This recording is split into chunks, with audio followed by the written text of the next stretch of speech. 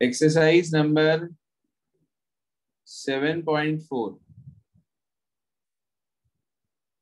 ये स्टूडेंट्स, तो exercise number 7.4 क्या कहती है? देखो, आप लोगों को मैंने एक बेसिक कंसेप्ट बताया था जिसके अंदर हम लोगों ने ये सीखा था when the few letters are of same kind. जब कुछ लेटर्स हमारे पास एक जैसे होते हैं तो उस केस में हम लोग इस कंसेप्ट का यूज करते हैं। अब फ्यू लेटर सेम काइंड का मैंने आपको एक एग्जांपल भी दिया था, यदि आपको ध्यान हो। उसके अंदर आप लोगों ने क्या करा था कि जब कुछ लेटर्स एक जैसे होते हैं तो उनसे हम उसको डिवाइड कर देते हैं। याद है आपको?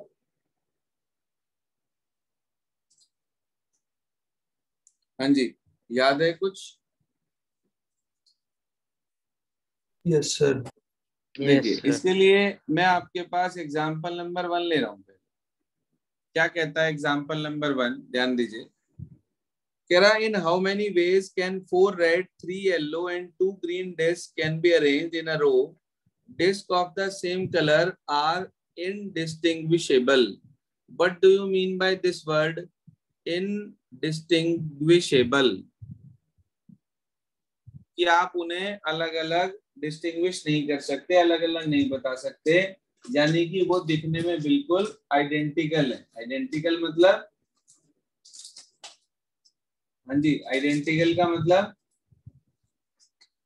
सेम, एक जैसी, बिल्कुल। ठीक है, आइडेंटिकल का मतलब होता है बिल्कुल सेम, एक जैसी। तो अगर वो आइडेंटिकल है हमारे पास तो टोटल कितने डिस्क हो गई? 4 तो रेड, हाँ जी सर, रेड हो गई 4, येलो 3 और ग्रीन 2। 4 3 7 और 2 9 हो गई। तो जो हमारे पास कुल मिलाकर टोटल वेज आएंगे वो फैक्टोरियल 9। तो इस 9 की वजह से एक जैसे 4 हैं, एक जैसे 3 हैं, एक जैसे 2 हैं, इसे कैलकुलेट कर लेंगे, आपको आंसर मिल जाएगा। सिस्टम क्लियर हो गया सभी को? Yes sir. अगला देखिए एग्जांपल नंबर 2। कह रहा है find the number of permutations of the word Hyderabad. HYDERABAD,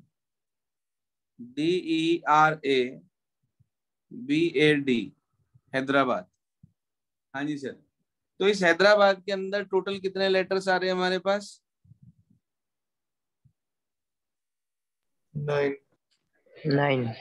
9। तो टोटल वेज निकालने के लिए फैक्टोरियल 9 डिवाइडेड बाय किससे होगा?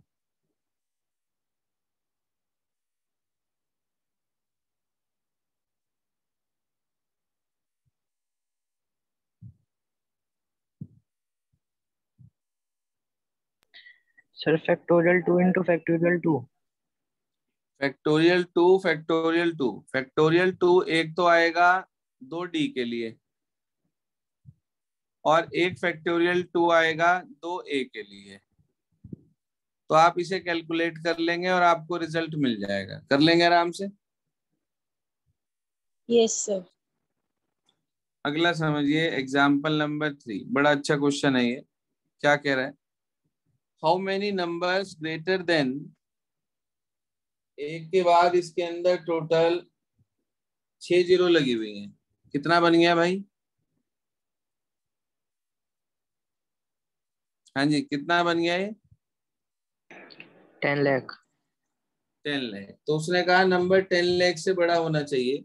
इसका मतलब इससे बड़े जितने भी नंबर होंगे वो सब 7 डिजिट के होंगे। भाई इससे बड़ा नंबर एटलीस्ट 7 डिजिट तो होगा ही होगा। Yes sir. आगे उसने ये बोला बाय यूजिंग द डिजिट्स, आपको जो डिजिट्स का इस्तेमाल करना है वो 1 2 0 2 4 2, हाँ जी, 1 2 0 2 4 2 और 4, इन डिजिट्स का इस्तेमाल आपको करना है। अच्छा, एक बात तो क्लियर हो गई यहाँ पे कि रिपीटिशन अलाउड नहीं है। अगर रिपीटिशन अलाउड होता तो वो हमें अलग अलग 2 2 2 लिख के ना देता। ये कॉमन सेंस की बात है। देख लें, इतना पॉइंट क्लियर हो रहा सभी को? Yes sir. क्योंकि अगर वो हमें ये कह देता कि भाई इन सिर्फ 1, 2, 4 और 0 का इस्तेमाल करना है, तब तो वो लिखता कि भाई रिपीटिशन अलाउड। फिलहाल ऐसा कुछ नहीं लिखा उसने, तो आप इसे इस तरीके से कैलकुलेट करेंगे। अब मुझे ये बताओ, अगर 1 मिनट के लिए मैं ये मान लूं कि 7 की 7 डिजिट का मुझे यूज करना है, तो टोटल कितने नंबर बनेंगे इन 7 डिजिट का यूज कर कर? कैसे निकालूंगा मैं टोटल नंबर्स?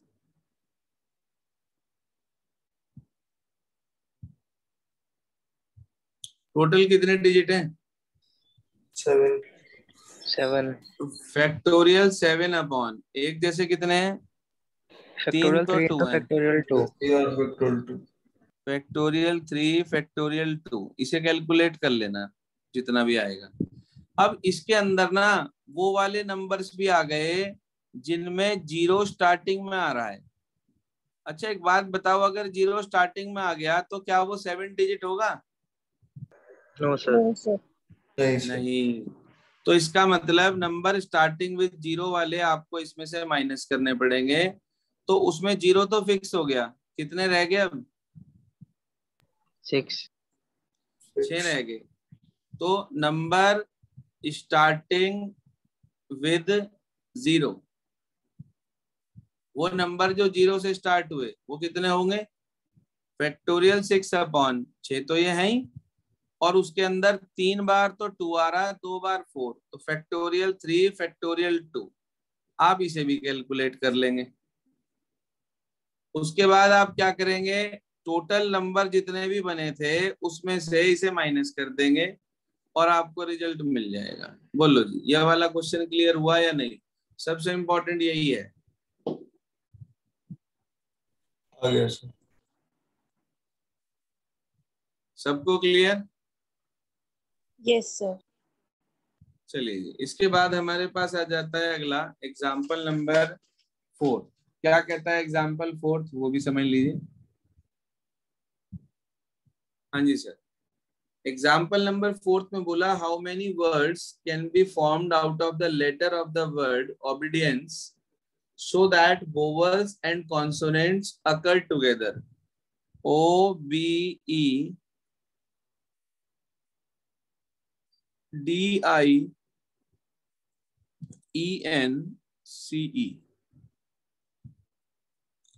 उसने बोला वोवल्स और कॉन्सोनेंट साथ रहने चाहिए। ठीक है ये, वोवल साथ कॉन्सोनेंट साथ। तो आपने एक ब्रैकेट में लिख दिया वोवल और एक बॉक्स में आपने लिख दिया कॉन्सोनेंट। बताओ भाई वोवल कितने हैं इसमें?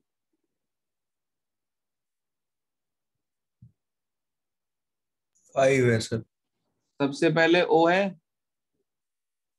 फिर ई है, फिर आई है, फिर ई है, और फिर ई है।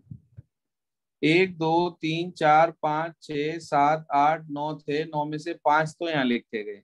रह गया कौन कौन सा? एक तो बी, D एक डी, हाँ, and C. And C. उसने बोला वोवल कॉन्सोनेंट साथ रहने चाहिए। मैंने आपको साथ रहने का फंडामेंटल सिखाया था, when few letters are always together. अब मुझे ये बता दो, मुझे इसके टोटल वेज निकालने हैं। तो फिलहाल ये कुल मिलाकर कितने बन गए? 2। 2। तो फैक्टोरियल 2। अब ये अलग है, ये अलग है, तो अपॉन में तो कुछ आने का नहीं। मगर अब ये 5 अपने आप को अरेंज करेंगे, रहेंगे भले ही साथ लेकिन अरेंज करेंगे। ये 4 भले ही रहेंगे साथ मगर अपने आप को अरेंज करेंगे। तो बोलिए इसके लिए क्या आएगा? Sir 5p5। 5p5 मतलब फैक्टोरियल 5 अपॉन भी कुछ आएगा क्या? फैक्टोरियल 3। फैक्टोरियल 3। Factorial. क्यों आया ये फैक्टोरियल 3? 3 बार ई आ रहा है। ई 3 बार आ रहा है, बिल्कुल ठीक बात। ये कितना है? फैक्टोरियल 4। वानी,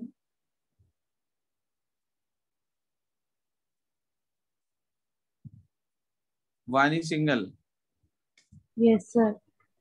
कुछ क्लियर हो रहा है? Yes, sir. रिस्पॉन्स दिया करें प्लीज। फैक्टोरियल 2 हो गया 2, यहां से 5 बाहर, 4 बाहर, 3 कैंसिल। उसके बाद बचा फैक्टोरियल 4, जिसकी वैल्यू आपके पास 24 होती है। तो 5 2 जा 10, तो ये हो गया 24 की 4 से मल्टीप्लाई कर दी हमने, तो 96 हो गया, और इंटू 10 960, ये आंसर हो जाएगा। Check answer please. यही ये आपके पास है एग्जाम्पल नंबर 4। इसके बाद आगे चलते हैं, एग्जाम्पल नंबर 5। एग्जाम्पल 5 में कहा, in how many ways can the letter of the word permutation be arrange so that such that there is, पहले पार्ट में no restrictions. Permutation PERMUTATIONS,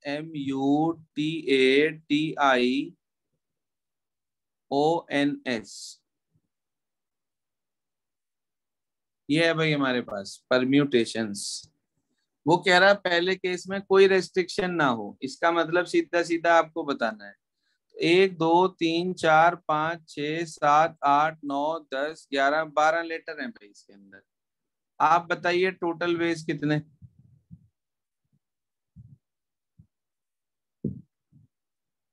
12 letter हैं, 12 के 12 लेने, तो 12 पे 12 फैक्टोरियल 12 हो गया। Yes sir. एक जैसे कितने?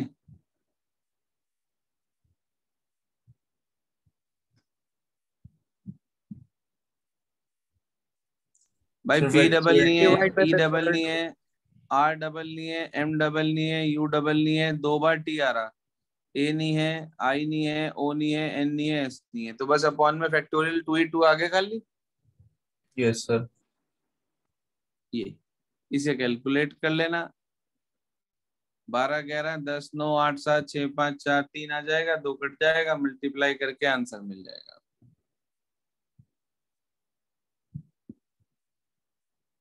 इसके बाद आगे चलते हैं सेकंड पर। कह रहा P कम्स बिफोर S, इसका क्या मतलब हुआ? P कम्स बिफोर S,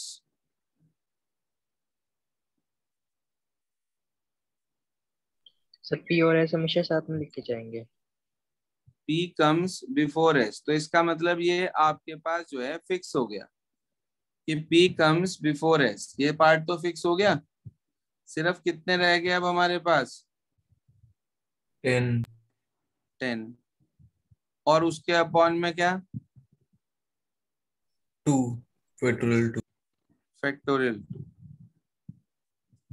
अगले में क्या कह रहा?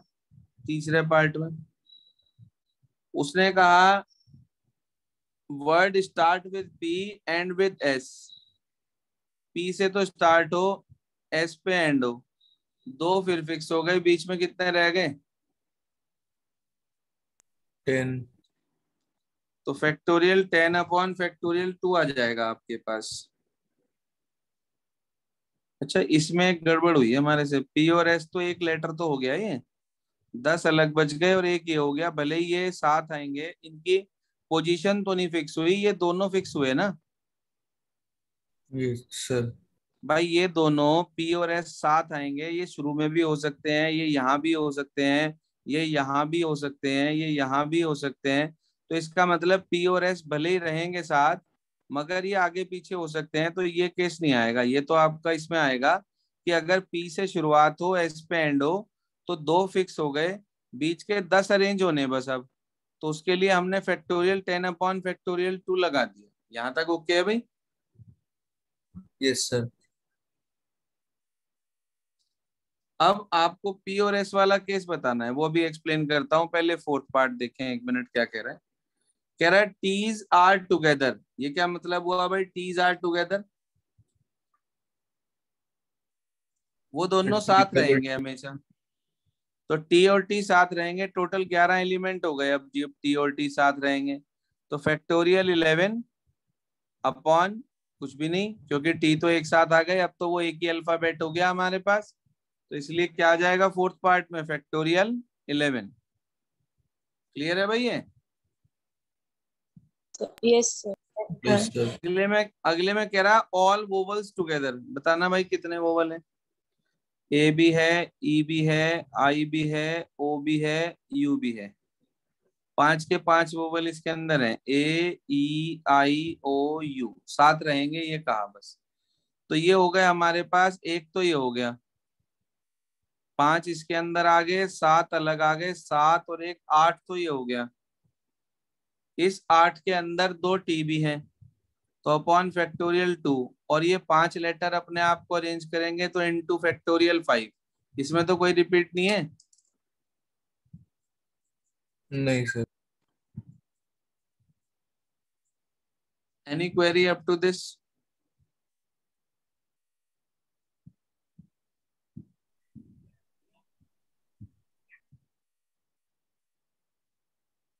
हाँ जी, any problem? No no sir. Sir. कर लेंगे इसे कैलकुलेट। Yes sir. तो जितना भी यहाँ पर बैठेगा आपके पास, उसे कैलकुलेट करके आपको आंसर मिल जाएगा। अभी हमारे पास एक सेकंड पार्ट और है, वो भी देख लीजिए क्या कहता है। जी हाँ, वर्ड था मेरे बच्चे परम्यूटेशन, PERMUTATIONS,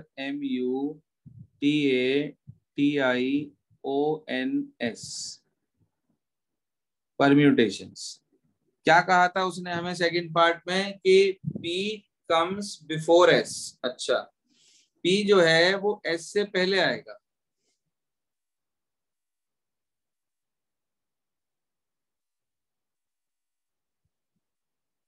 इस तरीके से टोटल हमारे पास 10 अलग बच गए, यही तो भाई।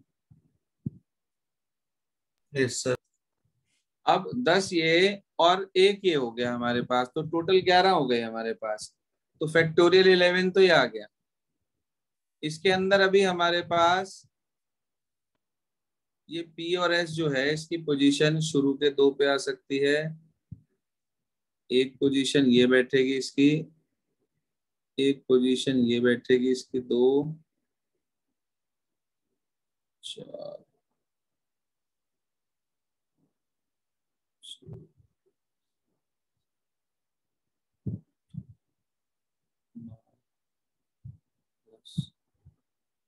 11 पोजीशन इसकी हमारे पास बैठ जाएगी। यानी कि P और S अगर हम इसे पलट नहीं सकते, इसका मतलब ये हुआ कि S और P की फॉर्मेट में नहीं लिखा जा सकता, ये P और S ही लिखा जा सकता है।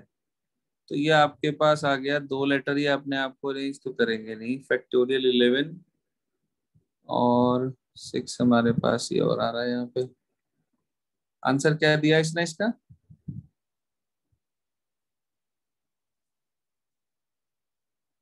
3 इंटू फैक्टोरियल 11। Yes sir.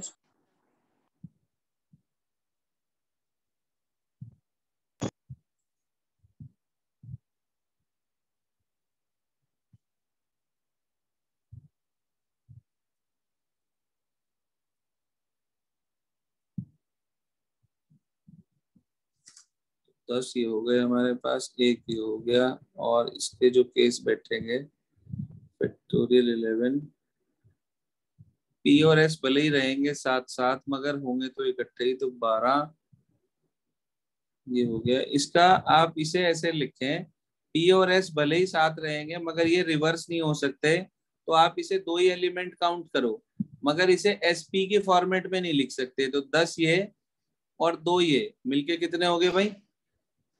12। 12 हो गए हमारे पास। 12 का मतलब ये हो गया कि 12 ये आ गए हमारे पास। एक मिनट, और अगर इनका आपस में अगर हम बैठे हैं तो ये 2 आ जाएगा हमारे पास। अच्छा, आपने स्टार्टिंग के कितने केस लिए थे? शुरुआत का आंसर कितना आया था हमारा? First case total permutation without restrictions कितने थे? Factorial 12 upon factorial factorial 2। 2। तो जितने भी ये वाले केस बनेंगे, देखो इसके अंदर आधे केस में आएगा ये। भाई कहने का मतलब ये हुआ कि जितने भी केस हमारे पास ये बनेंगे, उनके हाफ केस में हमारे पास ये बैठेगा। उसकी वजह ये है क्योंकि P और S आ रहा है। अगर ये S और P भी होता है इसके अंदर तो पूरे केस बैठ जाते, लेकिन फिलहाल हाफ पार्ट में आएगा इसके। तो जितना भी आपका फर्स्ट पार्ट था उसका हाफ कर दीजिए आप, जितना भी फर्स्ट पार्ट था उसका हाफ कर दीजिए और इसे कैलकुलेट कर लीजिए कितना बैठेगा, निकालना जरा। 12 बाहर ले लें, 11 अंदर रह गया, नीचे फैक्टोरियल 2 है, ये 2 आ गया हमारे पास, ये 6 पे कैंसिल, ये 3 पे कैंसिल। हाँ ऐसे यही आएगा। ठीक है जी। तो ये आपके पास सेकंड पार्ट आएगा जब P और S को साथ रखना है मगर P बिफोर S आए। क्लियर है बच्चे? Yes sir. Yes sir. इससे अगला देखना मिसिसिपी है। मैं करा चुका क्या आपको Mississippi? Yes, sir. Yes sir. अब इसमें सिर्फ और सिर्फ एक कैटेगरी हमारे पास बची है जो कि है डिक्शनरी। मोस्ट इंपॉर्टेंट कैटेगरी है डिक्शनरी की। इसमें होता क्या है, टोटल वर्ड्स निकालकर हम उन्हें डिक्शनरी के अंदर अरेंज करते हैं, जिस पर बेस्ड आपके लास्ट के 2 एग्जाम्पल हैं, एग्जाम्पल 7 और एग्जाम्पल नंबर 8। ये 2 एग्जाम्पल्स हमारे पास ऐसे हैं जो डिक्शनरी बेस्ड हैं। ये पूरी लगभग ये समझ लो आधे पौने घंटे में पूरा सिर्फ 1 या 2 क्वेश्चन ही समझाए जाएंगे। तो ये मैं आपको डिक्शनरी कल बता दूंगा, डिक्शनरी के क्वेश्चंस कैसे करने हैं। और उसमें से एक्सरसाइज में जितने भी डिक्शनरी वाले क्वेश्चंस आएंगे उन्हें छोड़कर you have to do each and every question of this exercise. Dictionary का क्वेश्चन है इसमें कोई? चेक करना जरा, मुझे लग नहीं रहा कोई है। नहीं कोई नहीं है। आप एक काम करेंगे, आज एक्सरसाइज नंबर 7.4 कंप्लीट करेंगे। 7.5 आपको नहीं करनी है, सर्कुलर परम्यूटेशन। सिर्फ हमारा एक टॉपिक बचा है इसमें, कॉम्बिनेशन। ठीक है भाई, कॉम्बिनेशन में लगभग 2 दिन हमारे लगेंगे और उसके बाद कॉम्बिनेशन के बाद मैथमेटिकल रीजनिंग आपको हार्डली 1 या 2 दिन उसमें हमारे समझ लो। फिर मुझे आपको एक तो चैप्टर नंबर 9 का, सॉरी सीक्वेंस सीरीज आपकी बुक में शायद 6 है, चैप्टर 6 का रिवीजन कराना है मुझे। कितने स्टूडेंट्स ऐसे हैं जिसका भी सीक्वेंस सीरीज रहता है हमारा?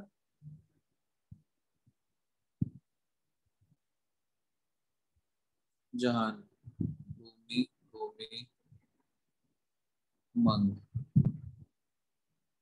एक जोत और इश्कीरत तो सो गए क्योंकि इन्हें पता ही नहीं बेचारा को। नहीं सर। अच्छा, जाग रहे। तो चलो, एक तो सीक्वेंस सीरीज हमारा रहता है और स्टार्टिंग के जो 2 चैप्टर हैं उनकी मैं आपको जो है रिकॉर्डिंग्स प्रोवाइड कर दूंगा और वो 1 और 2 आप वहां से रिपीट कर लेंगे, एक बार करके देख लेंगे। जो भी क्वेरीज होंगी वो हम डिस्कस कर लेंगे। ठीक है बच्चे?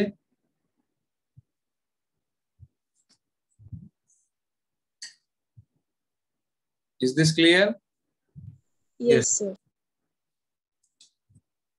इसके बाद हमारी एक्सरसाइज नंबर 7.3 से कुछ प्रॉब्लम्स बची हुई हैं। एक तो क्वेश्चन नंबर 8 है हमारे पास, क्वेश्चन नंबर 4, 5 है और 17 का सेकंड पार्ट हमारे पास है इसमें।